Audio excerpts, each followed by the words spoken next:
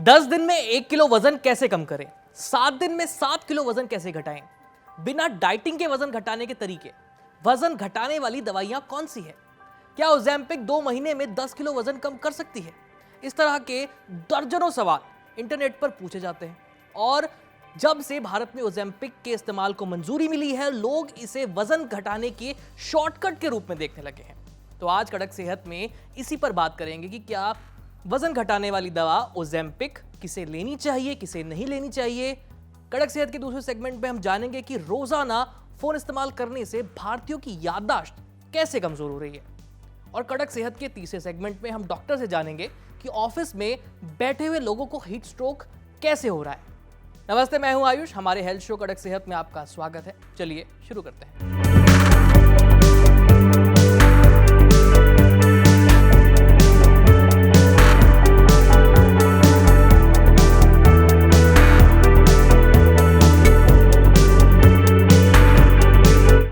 Ozempic जिसमें semaglutide है और मुंजारो जिसमें ट्रिज़ेपेटाइड है, ये दोनों ही मेडिसिन ओबेसिटी, मेटाबॉलिक सिंड्रोम और डायबिटीज को कंट्रोल करने के लिए लॉन्च करी गई है। इन दोनों के मैकेनिज्म ऑफ एक्शन में काफी सिमिलैरिटी है, जैसे कि ओज़ेम्पिक जो सेमाग्लुटाइड है वो GLP-1 रिसेप्टर पे काम करता है और इसे स्टिमुलेट करता है। वहीं मुंजारो जो ट्रिज़ेपेटाइड है ये डुअल रिसेप्टर पे काम करता है, जिसमें GLP-1 एंड GIP रिसेप्टर्स होते हैं। इन दोनों रिसेप्टर्स का काम ये है कि ये हमारे बॉडी में बनने वाले इंसुलिन को सेंसिटाइज करते हैं, उनके सिक्रीशन को इंक्रीज करते हैं, हमारी गैस्ट्रिक एम्पटिंग को स्लो करते हैं और हमारे मेटाबॉलिज्म को इंक्रीज कराते हैं।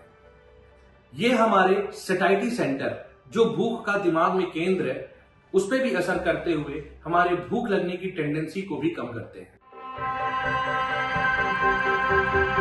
जो सबसे पहले जो इस बॉक्स पे एक वार्निंग साइन आता है, जिन भी लोगों की फैमिली में थायराइड कैंसर की हिस्ट्री है या किसी भी पेशेंट को थायराइड कैंसर की हिस्ट्री है, वो दोनों तरीके के जो ग्रुप हैं उन्हें ये मेडिसिन नहीं लेनी है। इसके अलावा type 1 diabetes mellitus, pregnant women और यंग जो चिल्ड्रन है उनमें ये दवा कॉन्ट्राइंडिकेटेड है। मुंजारो दोनों के कॉमन से ही साइड इफेक्ट्स हैं, जैसे कि वोमिटिंग, नोजिया, गैस्ट्रिक अपसेट। बहुत रेयर केस में ये पैंक्रियाटाइटिस, गॉल ब्लैडर स्टोन इस तरह के कॉम्प्लिकेशंस में लैंड अप करा सकते हैं। अदरवाइज ये बहुत ही रेयर है और ओवरऑल एक सेफ मेडिसिन की कैटेगरी में ये दोनों रखे जाते हैं। वजन घटाने के लिए इन दोनों मेडिसिन का यूज करना एडवाइजेबल नहीं है। इसके लिए यूज करने का पहला क्राइटेरिया यह है या तो पेशेंट को मेटाबॉलिक सिंड्रोम हो या तो डायबिटीज मेलाइटस हो। उसके साथ साथ जो BMI है वो 27 से ऊपर होनी चाहिए। कुछ लोग ऑफ लेबल वजन घटाने के लिए इस मेडिसिन का यूज कर रहे हैं, दैट इज नॉट एडवाइजेबल। आप हमेशा डॉक्टर की सलाह लेके ही इसका इस्तेमाल शुरू करें। तो सुना आपने, ओज़ेम्पिक और मुंजारो वजन घटाने का शॉर्टकट नहीं है।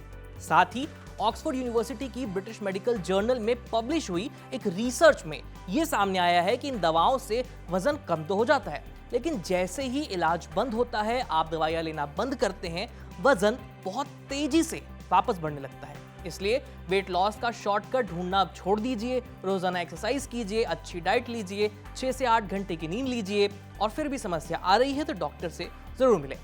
अब बढ़ते हैं शो के अगले सेगमेंट की ओर, जिसका नाम है अंदर की बात। मम्मी सिर दर्द हो रहा है और फोन चलाओ, पेट दर्द कर रहा है और फोन चलाओ। इस तरह की बातें हम सभी ने अपने घर पर सुनी है। पेट दर्द के लिए फोन जिम्मेदार है या नहीं, इस पर कुछ नहीं कह सकते, लेकिन फोन चलाने से आपको भूलने की बीमारी जरूर हो सकती है। यह बात पूरी तरह से सच है। अर्नस्ट एंड यंग में छपी एक रिपोर्ट के मुताबिक 2024 में भारतीयों ने कुल मिलाकर करीब 1 लाख करोड़ घंटे से ज्यादा समय तक स्मार्टफोन चलाया है, यानी औसतन हर दिन लगभग 5 घंटे।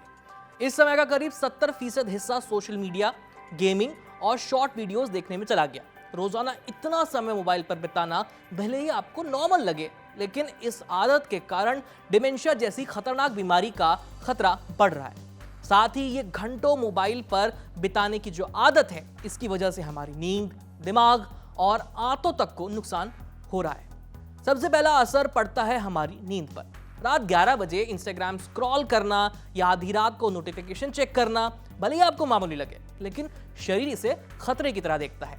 स्क्रीन से निकलने वाली ब्लू लाइट्स मेलाटोनिन हार्मोन को कम कर देती हैं। इसी हार्मोन के कारण हमें नींद आती है।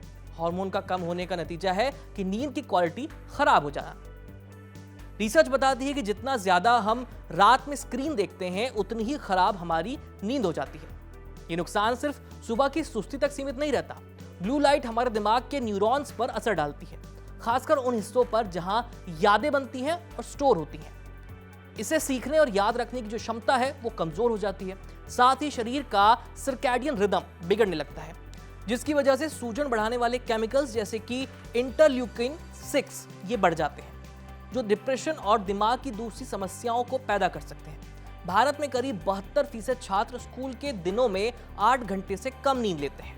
स्टडी में पाया गया है कि जो लोग रोज 6 घंटे से कम सोते हैं, उनकी याददाश्त और ध्यान देने की क्षमता तेजी से घटती है। 2024 की एक रिपोर्ट के मुताबिक नींद की कमी अब डिमेंशिया के खतरे को बढ़ा रही है। नींद की कमी का असर हमारी आंतों पर भी पड़ता है। पेट में मौजूद अरबों बैक्टीरिया, जिन्हें माइक्रोबायोम कहा जाता है, नींद खराब होने से इनका बैलेंस बिगड़ जाता है। इससे डिसबायोसिस कहते हैं, जो पूरे शरीर पर इसका असर पड़ता है। यही माइक्रोबायोम्स हमारे दिमाग से जुड़े होते हैं, जिसे गट ब्रेन एक्सिस कहा जाता है। जब ये बैलेंस बिगड़ता है तो शरीर में सेरोटोनिन कम बनने लगता है, जो मूड को प्रभावित करता है। इस वजह से चिंता, तनाव और उदासी बढ़ जाती है। रिपोर्ट में डॉक्टर एरन हार्टमैन बताते हैं कि डिजिटल स्ट्रेस हेल्थ ट्रायंगल, यानी कि नींद, तनाव और गट हेल्थ को कमजोर करता है। एक बिगड़ता है तो बाकी सब अपने आप प्रभावित हो जाते हैं और फिर ये साइकिल चल पड़ती है। जब गट हेल्थ खराब होती है तो शरीर में सूजन बढ़ती है।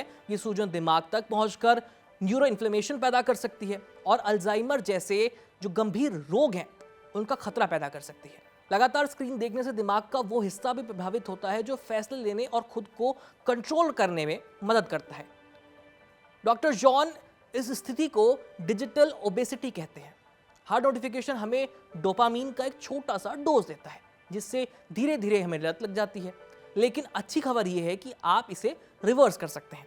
डॉक्टर आदित्य सलाह देते हैं कि हर दिन एक समय पर सोएं, शाम 3 बजे के बाद कैफीन ना लें और सोने से कम 1 घंटा पहले तो स्क्रीन पूरी तरह से बंद कर दीजिए।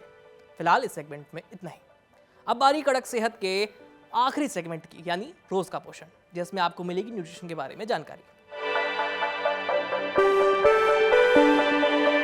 गर्मी का मौसम आ गया है, धीरे धीरे तापमान भी बढ़ रहा है। ऐसे में हीट स्ट्रोक का खतरा बढ़ गया है और हीट स्ट्रोक की चपेट में सिर्फ सड़क पर चल रहे लोग या खुले में काम करने वाले लोग नहीं हैं, बल्कि ऑफिस में बैठकर काम करने वाले लोग भी हीट स्ट्रोक की चपेट में हैं। हल्की गैस, ब्लोटिंग और पेट दर्द, ये मामूली सी समस्या आपको अस्पताल तक पहुंचा सकती है। सुनकर आप भी चौंक सकते हैं, लेकिन इस भीषण गर्मी और उमस में ये छोटी सी समस्या 48 घंटे के भीतर एक खतरनाक बीमारी में बदल सकती है। कैसे, ये बताया डॉक्टर ने। 30 साल के एक सेल्स प्रोफेशनल को पेट में हल्की सूजन और गैस की दिक्कत हुई। उन्होंने इसे नजरअंदाज कर दिया। उन्हें लगा कि ये रोज की तरह की जो सामान्य पेट खराब होने की समस्या है वो है, जो दवा लेने से और आराम करने से ठीक हो जाएगी। लेकिन तेज गर्मी और लगातार बनी रहने वाली उमस ने इस स्थिति को तेजी से बिगाड़ दिया। महज 2 दिनों के भीतर उनकी हालत इतनी खराब हो गई कि उन्हें तेज दस्त, बार बार उल्टियां, चक्कर और बेहद कमजोरी महसूस होने लगी। हालत बिगड़ने पर वो अस्पताल में भर्ती हुए, जहां डॉक्टरों ने बताया कि हीट से बढ़ा हुआ गैस्ट्रोइंटेस्टाइनल इन्फेक्शन है, यानी गर्मी ने उनके पेट के जो इन्फेक्शन है उसको बहुत ज़्यादा गंभीर बना दिया है। डॉक्टरों ने इलाज में फ्लूइड्स, दवाइयाँ और आराम की सलाह दी। इसके बाद वो 2 दिन के बाद उन्हें डिस्चार्ज कर दिया गया। ऐसा क्यों हुआ, इस पर डॉक्टर ऋषिकेश मालोकर का कहना है कि दिन के सबसे गर्म समय में बाहर काम करना, लंबे सफर के दौरान सड़क किनारे या जल्दीबाजी में कुछ भी खा लेना और फिर अचानक ठंडे एयर कंडीशन में ऑफिस में आकर के बैठ जाना और फिर वहाँ घंटों बैठना, ये सब मिलकर शरीर को लगातार तापमान के झटके देता है। यही अचानक बदलाव शरीर की इम्यूनिटी और पाचन तंत्र को कमजोर कर देता है। डॉक्टर के मुताबिक इस समय शहरों में पेट से जुड़ी बीमारियों के मामले तेजी से बढ़ रहे हैं। दस्त, उल्टी, मितली, पेट दर्द और थकान जैसे लक्षण अब आम हो चुके हैं और खास तौर पर 30 से 45 साल की उम्र के लोग इससे ज्यादा प्रभावित हो रहे हैं। इसकी सबसे बड़ी वजह है गर्मी में बैक्टीरिया का तेजी से बढ़ना। खाने पीने की चीजें जल्दी खराब हो जाती हैं, पानी दूषित होने का खतरा बढ़ जाता है और अगर शरीर में पानी की कमी हो जाए तो आंतों की सुरक्षा भी कमजोर पड़ जाती है। सबसे चिंता की बात यह है कि बहुत से लोग अपने पानी पीने की जरूरत को समझ ही नहीं पाते। उन्हें लगता है कि आप एसी में बैठे हैं तो ज्यादा पानी की जरूरत है ही नहीं, जबकि हकीकत तो यह है कि एयर कंडीशनिंग भी शरीर को डिहाइड्रेट कर सकती है। इसके साथ ही बाहर की गर्मी और अंदर की ठंडक के बीच बार बार आने जाने से शरीर पर एक्स्ट्रा दबाव पड़ता है, जिससे गट बैक्टीरिया का जो बैलेंस है वो बिगड़ जाता है और सूजन बढ़ने लगती है। गर्मी का असर सिर्फ पेट तक सीमित नहीं रहता बल्कि दिमाग पर भी असर डालता है। जब शरीर में पानी की कमी होती है और ब्लड सर्कुलेशन प्रभावित होता है तो दिमाग तक ऑक्सीजन की सप्लाई कम हो सकती है। इसके चलते चक्कर आना, सिर दर्द, कंफ्यूजन, चिड़चिड़ापन और ध्यान केंद्रित करने में दिक्कत आ सकती है। ऐसे लक्षण दिख सकते हैं। कई बार लोग इन्हें सामान्य थकान या वायरल समझ करके नजरअंदाज कर देते हैं, लेकिन यही लक्षण आगे चलकर हीट एग्जॉस्शन और हीट स्ट्रोक जैसी गंभीर स्थिति में बदल सकते हैं। इससे बचने के लिए गर्मी में रोजाना 3 से 4 लीटर पानी पीना बेहद जरूरी है। इसके साथ ही नारियल पानी, छाछ और नींबू पानी जैसी लिक्विड चीजें शरीर में इलेक्ट्रोलाइट बैलेंस बनाने में मदद करती हैं। दोपहर 12 बजे से 4 बजे के बीच बाहर निकलने से बचना चाहिए और अगर जाना जरूरी है तो सिर को ढक कर जाएं और ढीले कपड़े पहनें ताकि बॉडी ब्रीथ कर पाए। खाने में ताज़ा और घर का बना हुआ भोजन सबसे सेफ होता है, जबकि सड़क किनारे मिलने वाले खुले हुए खाने और कटे हुए फलों से आपको दूरी बनानी चाहिए। कड़क सेहत के इस एपिसोड में आज इतना ही। अच्छा, अगर आप डॉक्टर हैं या फिर आपका डॉक्टर से कोई सवाल है तो स्क्रीन पर दिख रही इस ईमेल आईडी पर अपने सवाल या अपने सुझाव हमें भेज दीजिए। ये वीडियो अगर आप फेसबुक पर देख रहे हैं तो हमारे फेसबुक पेज को लाइक करिए और यूट्यूब पर देख रहे हैं तो हमें सब्सक्राइब जरूर कीजिए। और हाँ, घंटी बजाना मत भूलिएगा ताकि जब भी हम नया वीडियो अपलोड करें तो आपको नोटिफिकेशन जरूर आए। मैं हूं आयुष, मिलते हैं आपसे अगले एपिसोड में। तब तक के लिए बाय बाय।